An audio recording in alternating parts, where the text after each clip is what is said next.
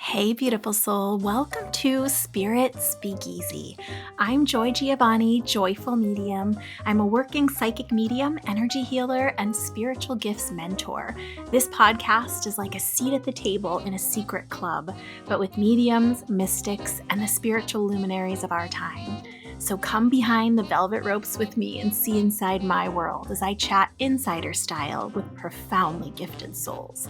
We go deep, share juicy stories, laugh a lot, and it wouldn't be a speakeasy without great insider secrets and tips. You might even learn that you have some gifts of your own.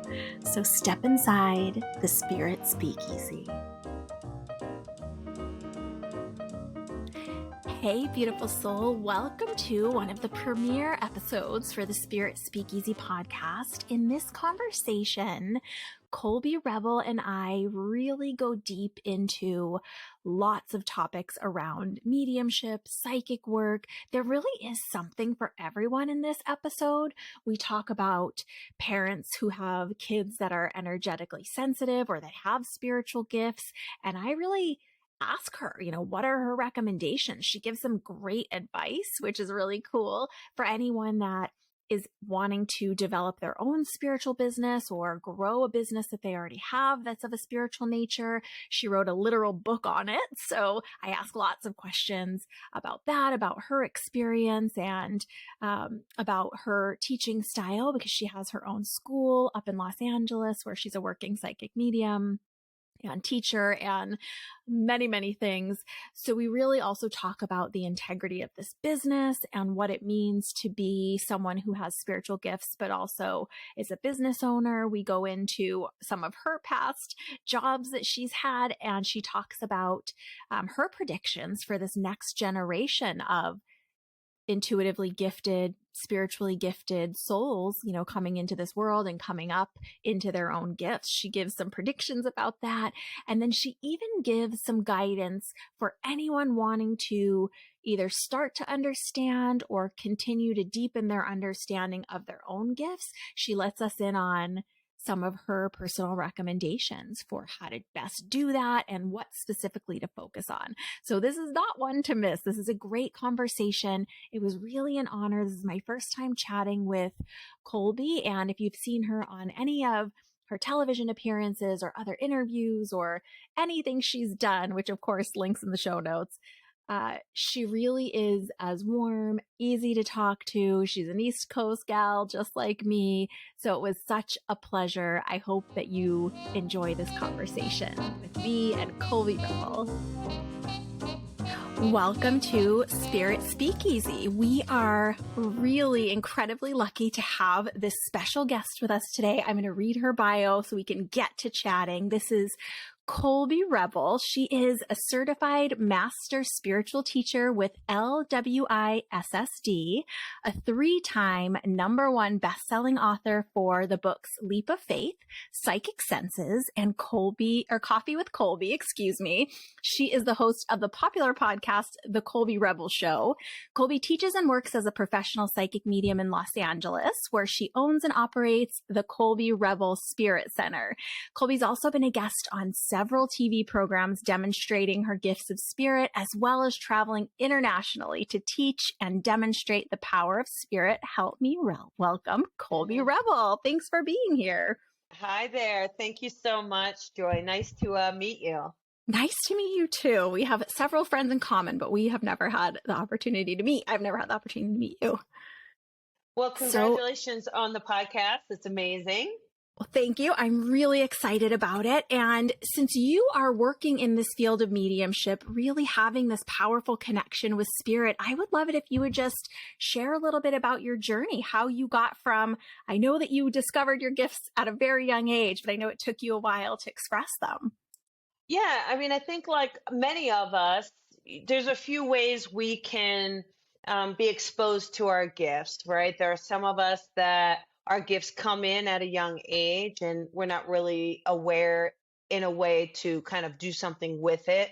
There are some where maybe a near-death experience that trigger or perhaps trauma. So for me, it was at a young age, and not necessarily putting all the pieces together, because I'm sure you're aware too we think it's our own thought, or we're making something up, or Right. whatever the case may be. And certainly, wasn't it wasn't to a point where I thought, oh my goodness, I could do this for a living. That certainly was not on the radar. So for me, I've had a few careers. One was a fitness model and pro wrestler, and then I was a tax manager. But towards the latter part of being a tax manager, I think the gifts were just really starting to express themselves, and they just couldn't be suppressed or contained anymore. And I had to finally listen to it. There were just some crazy, crazy experiences that, I'm sure like you, just make us go, okay, wait a second. I think there's something here, and it's time to pay attention. And that's it. And I had a lot of struggle leaving the tax accounting. Honestly, I think for I me, bet. you spend 14 years in something that you enjoy. It's not like I hated my career. I did feel like I was getting in a bubble. I felt like I wasn't really living my purpose and that I was limiting myself. But that didn't mean I didn't enjoy what I was doing, making a great living. And so I really struggled with that. But I had to really let that go, and work past fear and worry, and was I going to be good enough, or could I make enough, or all of these silly things we tend to tell ourselves. And so 10 years later, I'm still doing it, serving spirit, and always trying to figure out what could I do next? What would spirit like next? And so that's kind of where I am today on the journey. So this is a little funny coincidence, quote unquote, that you and I have in common, that we both worked in professional wrestling, which is such Yeah.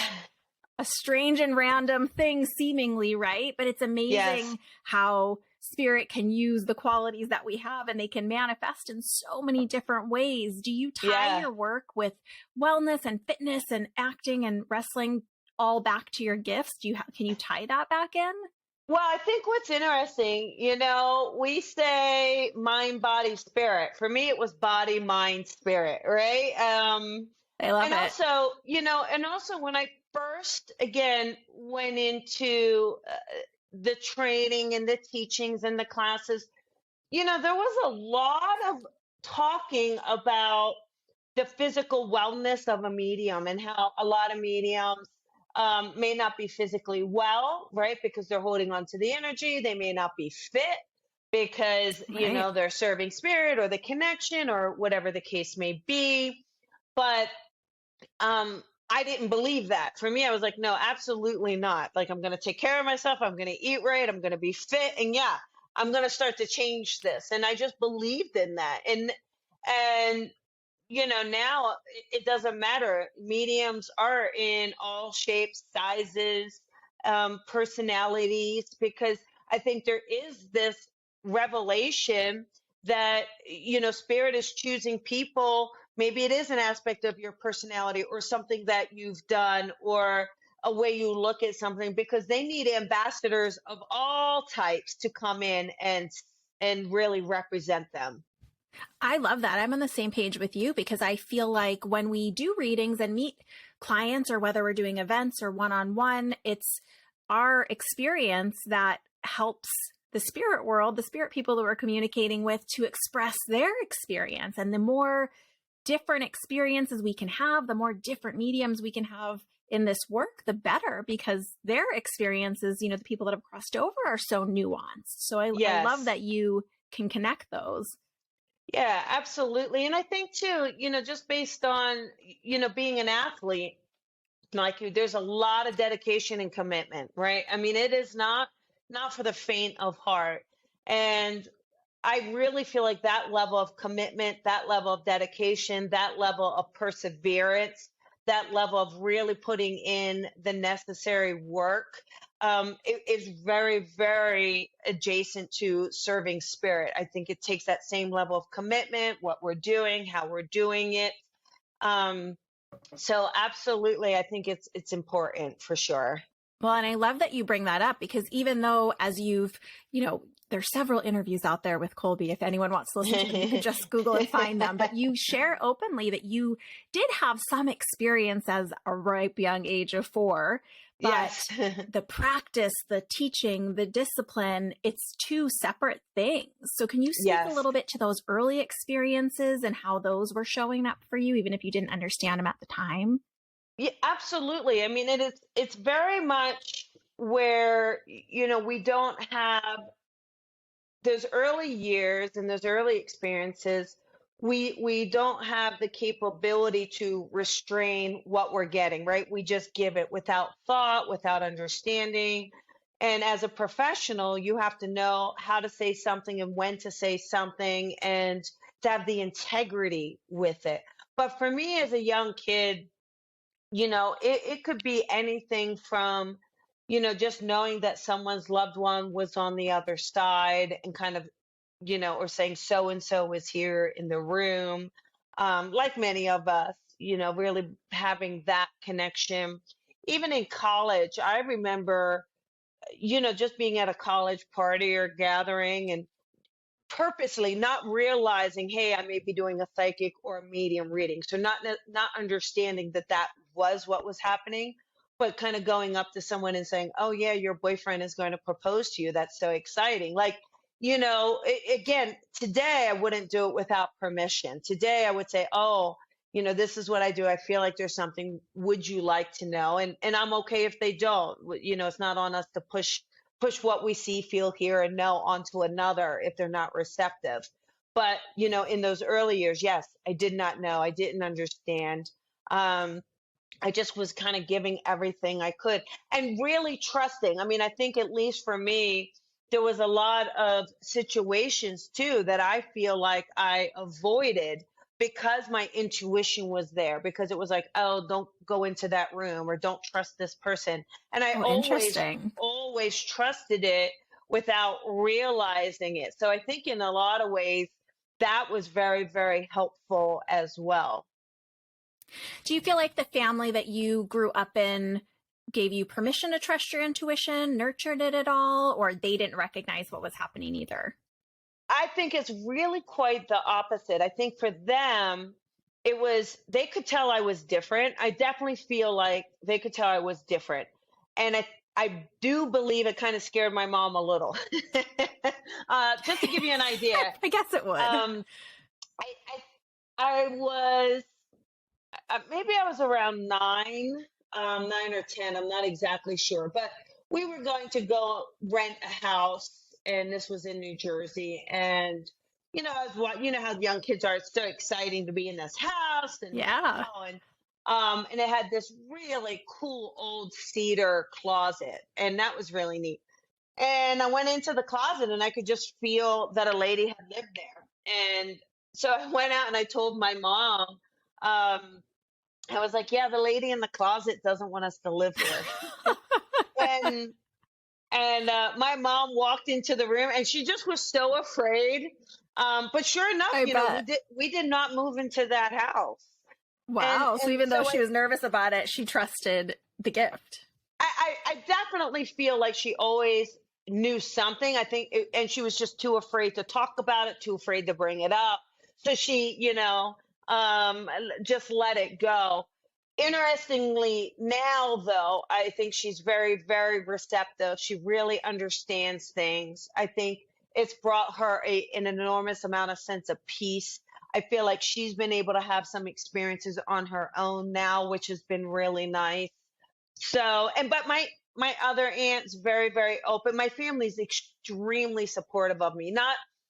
I think there's many of them that do believe it. There's some that don't, but we're all just phenomenally respectful of one another. I don't know about you, Joy, but I don't really take it personally if someone doesn't believe in this. I'm okay with that. They have a right to have their thoughts and feelings. And, I always say, one of us is right, and when you cross over, you'll realize it wasn't you. I love that. You're so funny. Yeah, exactly. You just make a joke about it. It's no big deal.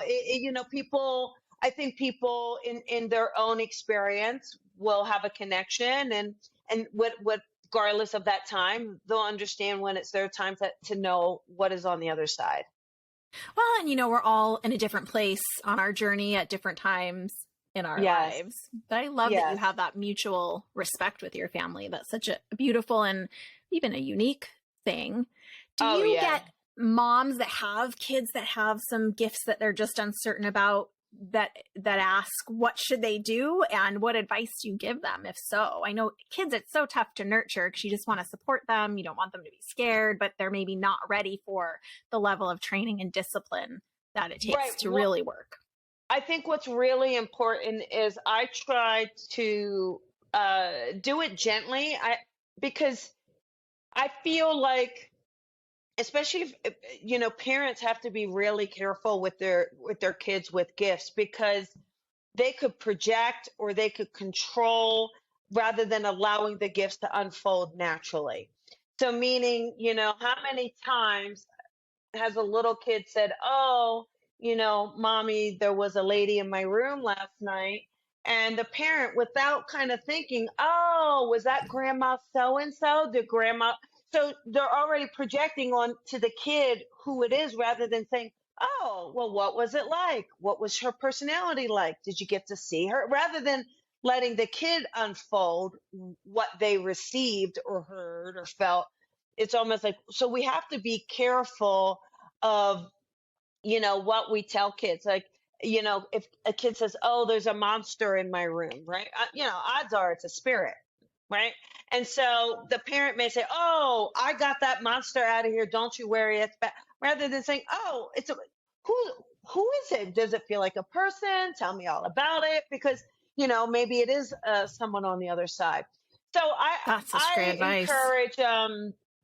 encourage parents to give their kids some space. I feel like kind of teaching them that there's nothing to worry about, that it's okay, but just maybe asking them questions. What are they seeing, feeling, hearing, knowing, sensing?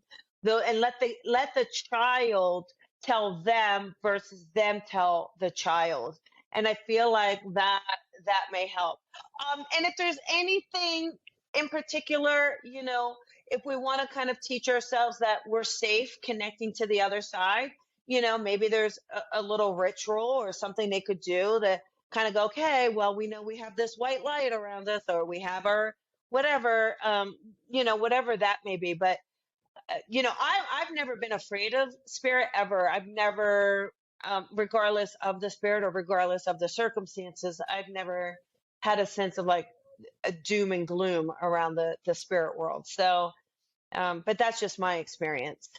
I think that's fabulous advice, whether someone has a kiddo that's sensitive or they're feeling sensitive themselves, just to know, one, you don't need to be scared or rush to assumptions. Two, asking those open-ended questions, Yeah. does it feel like a man or a woman, instead of feeding that information? And then if you are feeling nervous, creating some kind of, highest and greatest good, white light. That's great. Really easy to practice advice. Thanks for Yeah. sharing that.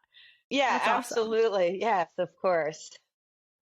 So you worked in the tax field for 14 years as a tax manager, and then Yes. retired to pursue this incredible life's purpose.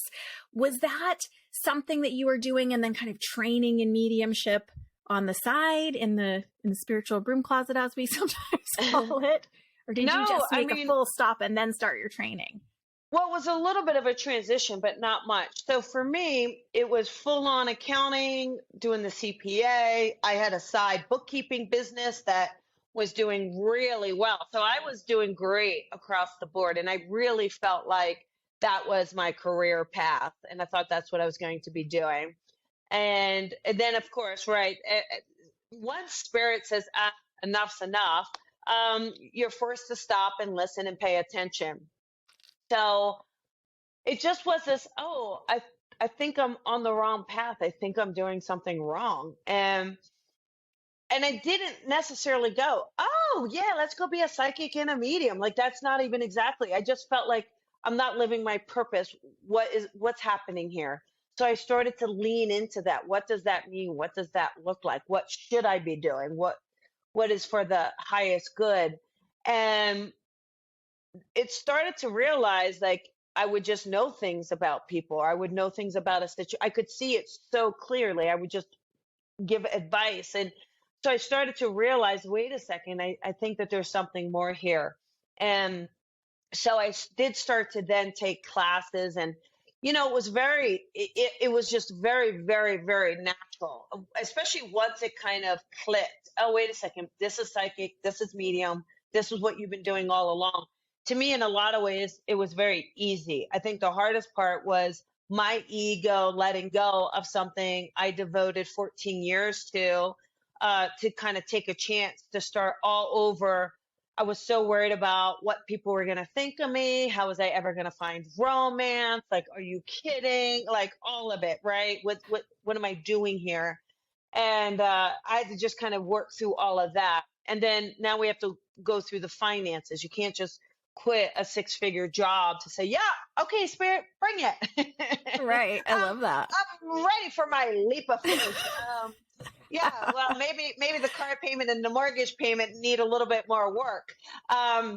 So what I started to do is transition. So it took about 2 years. So I went from my job and I went part-time, and I went to one of my old managers. He started his own firm, and I said, could I work for you independently? So I did that, and I left the full-time job. So I went from full-time and let go 2 days a week, then let go the full-time job, and then worked for my friend 2 or 3 days a week.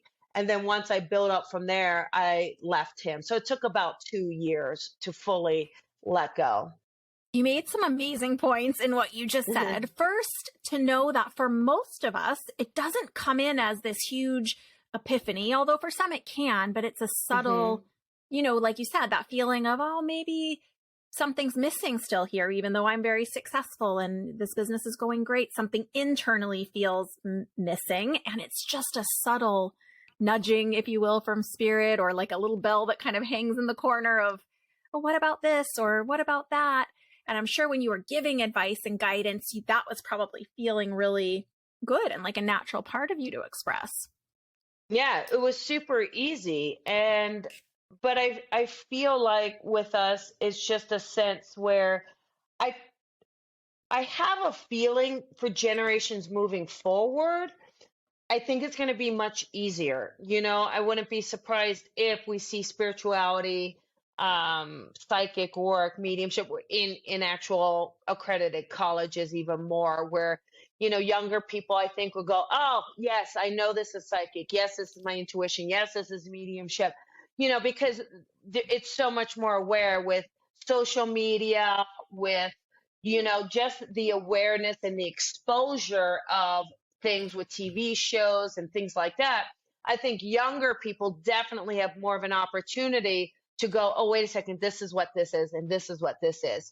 But for us, it was a little bit different. Of course, there were some mediums, but it wasn't as, prevalent of seeing it as much on TV, social media as exposure. So I think for future generations, I'm hoping, and I think it will be a little bit easier for them. But regardless, unfortunately, even though it's shifting, I think a lot of people struggle with, what is someone going to think of me? Am I going to lose my friends? Am I going to lose my family? And that's really unfortunate. I find that to be so unfortunate that that someone would be afraid to be authentic in who they are and their purpose because they're afraid of what people around them would think. That's kind of a shame. I love that you bring up about this next generation that's going to be coming up and coming in, because I really do feel like they have so much more permission to say, oh, I don't feel good about this, or this doesn't feel right, or, things that maybe our generation, it wasn't the languaging, right? It was more about the business and less, in the regular world, how we feel about things. And I think that's a beautiful shift towards just that permission. I feel like you believe, as I do, that everyone has intuitive abilities and can listen to their gut feeling about what's right for their own life. So I Oh, love that. yes. But the work that you did in transitioning between, how you said it took you a couple years to transition fields, really, and with your own Hmm. development, is that the inspiration and the groundwork for the best-selling book that you wrote about building your own spiritual business? Yeah, so Leap of Faith, How to Build Your Spiritual Business. So as I left the guy who was my friend that I was working for, the minute I left, I was like, all right, I want to help people build a spiritual business. And a lot of people who are doing that, the idea of a spiritual business wasn't as prevalent even what I guess holds that book 7 or 8 years now, something like that, right? So Right. even the two words spiritual business, like for me, that was really risky doing that. You actually did not see those two words together too often. Um, Way more common now, of course, but not back then. But I wanted to help people, give them the tools. I mean, I understood the types of entities, what to do. I wanted to explain accounting, like, because as you know, when you are connecting and using your gifts, you're using the right side of your brain. You're using the creative side. You're not Right. using the left side, the logical side. So it's not as usually as natural for psychics, mediums, light workers to tap into it. Not all, but just generally. So, Right. we're the artists, we're the creative. And so, I wanted a book that was very easy to understand, that explained certain terminology, that helped just give people, hey, look, if you want to make this a business, and I felt like, look, if we're going to put people out there, I believe they should be trained, they should be professional, ethical, have integrity. We should be putting ourselves out there in the same way of lawyers, doctors. This is how we will gain respect as an industry. I felt like that was needed. So yeah, I wrote the book. That was what it was all about. And I do believe, that it's really helped people. I think just people I know have read it. You see that professionalism level up a bit, and it's nice. I think it's important. Well, and I love the way you're framing it. This is how I feel too. It's just like you said, it's not really talked about, that there is a standard of professionalism that's required, just like any other business. I think people get hung up on the fear about, money in a spiritual business and how do those marry. But really, there's Yeah. all these other levels that make that fall into place with the training, with the, like you said, the ethics and the Right. responsibility that we have and all of that. So I love that you took it one step further and have built your own school. You're in that upper echelon of respected working mediums with the highest integrity and the best quality work. So let's hear about your school. I'm so excited to learn more about it. Well, thanks. Yeah, I just wanted to create a space where people could come and learn how to understand their gifts and work on them in a practical way. There was just so much woo woo kind of out there, and that's never really been my thing of how I work. And again, people can always do how they want it, but I'm just very straightforward. This is it. This is how we do it. This is what we want. If I were paying you for a session, this is how I think it should be. This is what. So it's very, very straightforward. It's a New Jersey approach, but the students that resonate with it, they resonate with it. And and I also love to teach people. I mean, at the end of the day, you could be phenomenally gifted, but if you are not a strong business person, if you are not a strong person that works with integrity, you're going to have a hard time being successful. I feel like, when we are working on the gifts themselves and really honing them and understanding when you say something, how you say something, because that's really important, but also then having the business savvy that if you're making a living doing this, and there's nothing wrong with that to not have guilt around that, but if you are going to have a business doing this, you got to make sure that business is generating revenue. You got to make sure that you are doing it in a professional way, to sustain yourself and to sustain your career. Well, it's a different level and layer of that discipline, I guess, as well, because Yeah. there are certain things that have to be done for a business, not just from a tax perspective, but of course that. Um, Yes. Can you talk a little bit about the discipline that still goes into your mediumship? Because one of the things I really admire about you is that even though you're teaching and you have the center where you have events and demonstrations and classes, you really are still pushing yourself and challenging yourself as a medium. You probably don't want to brag on yourself, but Colby, you did just receive the Best of Los Angeles 2022 award, which is pretty Thanks. incredible.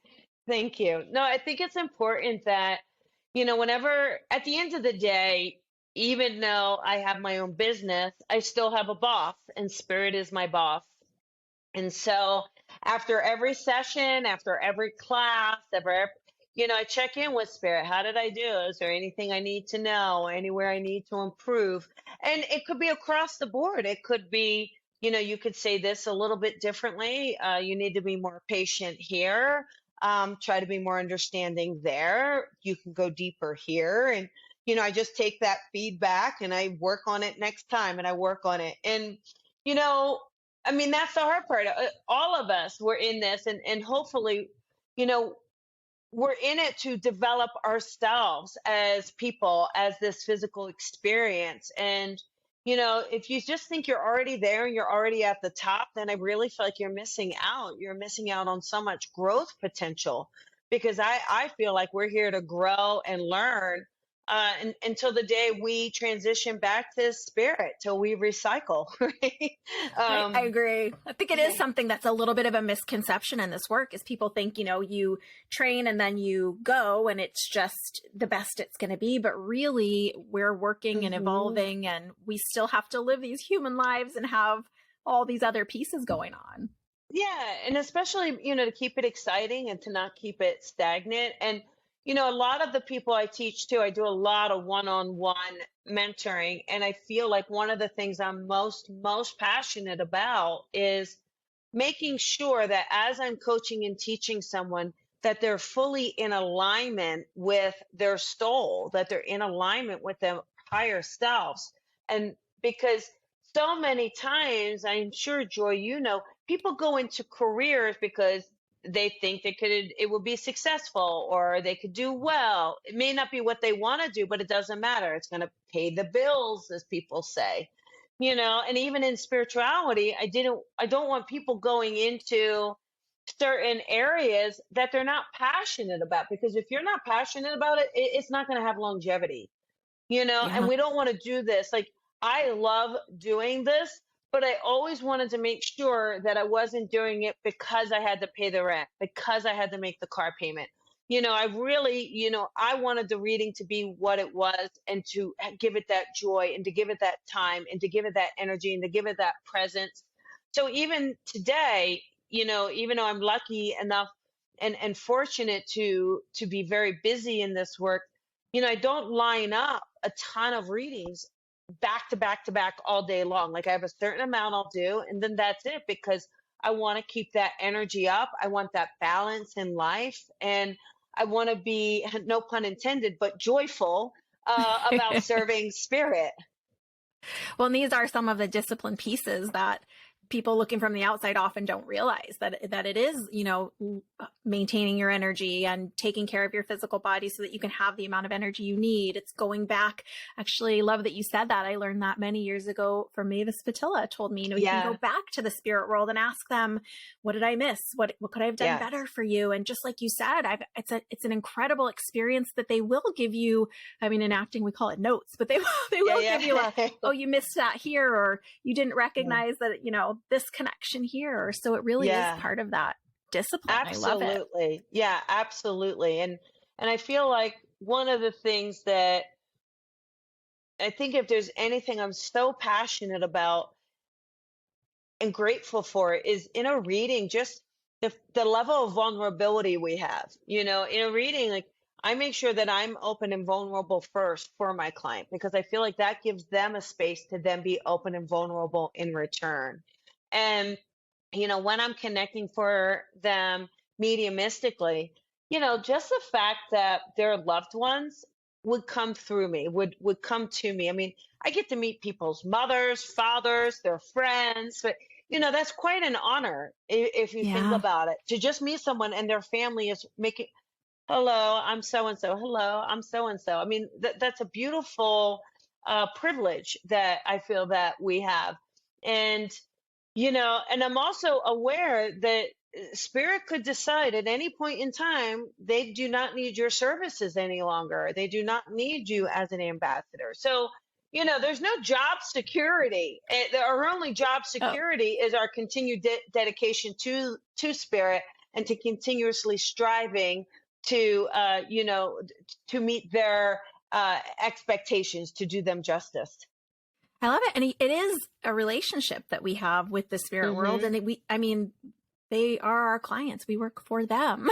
Yes, yes, for sure. Absolutely. Yes, absolutely. Are you up for a quick 4-question spirit speed round is what we call it? Well, sure. Let's do it. All right. Okay. So share one thing that really shocked you or was unexpected about your mediumistic gifts. That I would be as successful as I am today, even though I take it in stride and continue to have a desire to grow. I love it. And this is speed round, but as a side note, I follow your social media. I'm going to put it in the show notes so anyone else that wants to follow, but you have developed a really beautiful balance of enjoying your, human life and also Yes. doing this work. So I think it's perfect. Okay, Thank you. question 2. If you had to spend a day in the spirit world, like a 24-hour Earth period, you got the full tour, you got to spend time with everyone who you've ever known that's crossed over, and it's almost time to return to your life. And your guide tells you you have 1 hour left and you can spend it with anyone who's on the other side. Who do you choose and why? Oh man, it's tough between my grandmother It's a toughie. and Mavis Patilla, because Mavis Patilla is incredibly special to me. I feel like both women have an enormous amount of knowledge and wisdom. But I'm sure Mavis will be super busy, so I guess I will choose my grandmother. Maybe you can have 2 ladies for tea and have your grandma and Mavis. That would be an incredible experience, I'm sure. It was always wonderful because my grandmother knew of Mavis and really liked her and liked when I had Mavis on my show. And there's 1 or 2 of the episodes I did upstairs at my grandmother's house, my aunt's house, and my grandmom would watch it downstairs. So she knew Mavis. Oh my She knew who. gosh. And Mavis, in return, would reach out to me and ask me about my grandmother. And so it's like these 2 ladies, I feel like, I don't know, there's a synergy, there's a similarity. And I really love and appreciate both of them and look at both of them as mentors for me in my life. So I think that's a tough question Really there, special. Joy. It is a tough question. That's why I like it. Okay, question 3. Even though we have spiritual gifts, we have very human lives, as we were talking about. What's That's right. quirky thing about you that people might be surprised to learn? I absolutely love my bubble baths. I gotta have bubble baths constantly. I like it. And so I'm a big bubble bath taker. Any particular flavor or scent that you prefer? Honestly, the Probably Mr. depend on the Bubbles mood. is the way to go. Mr. Bubbles gives you the best love it. bubbles, best bang for the buck, and you do a little It's a very sugar East scrub Coast, with it. old school. Yep. Yes, yes. I love it. That's I it, love it. Mr. Bubbles. That's it. That's perfect. And leave us with one pearl of wisdom. What's one piece of advice that you wish that you had kind of early on in the understanding of your gifts?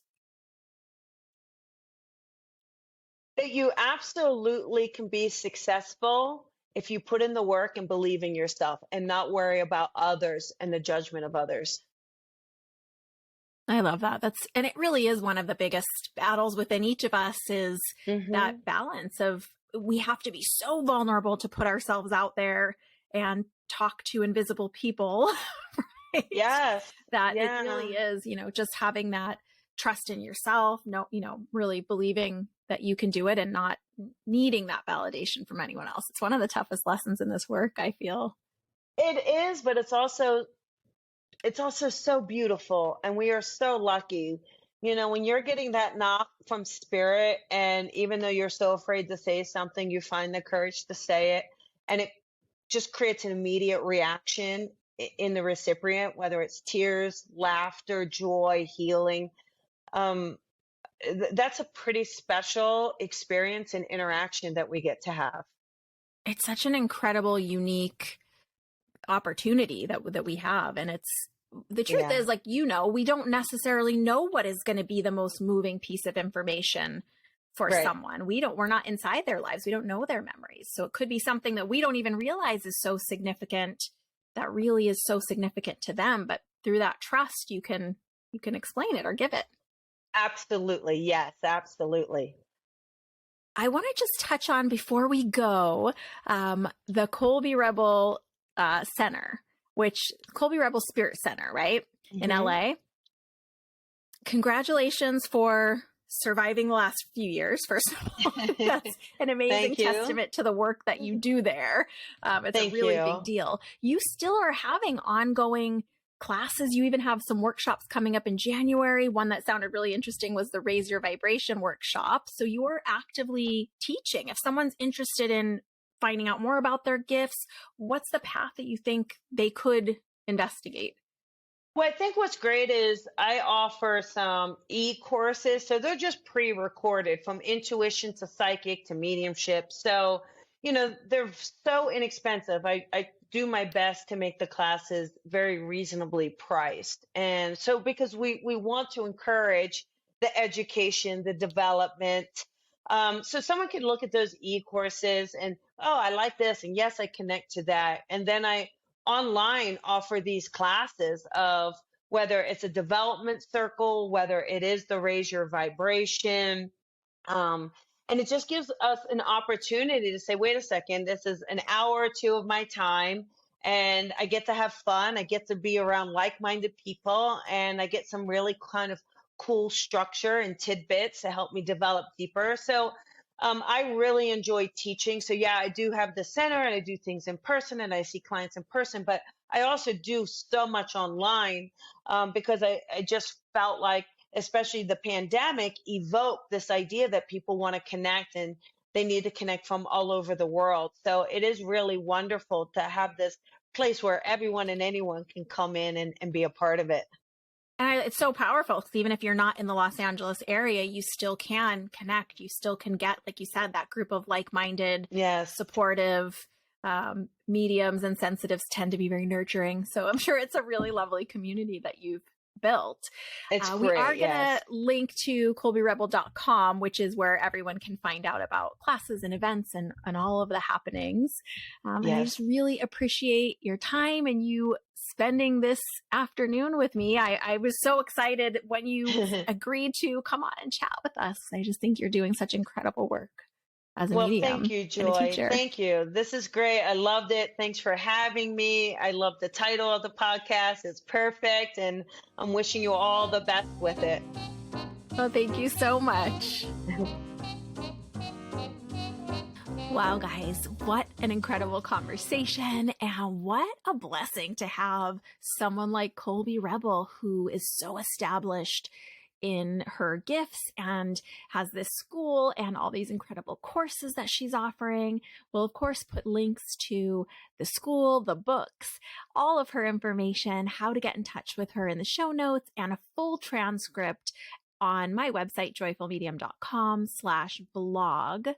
And don't forget that I still have that free 3-day sign magnet mini course. It's totally free. If you go to joyfulmedium.com, right on the homepage, you just pop your email in there.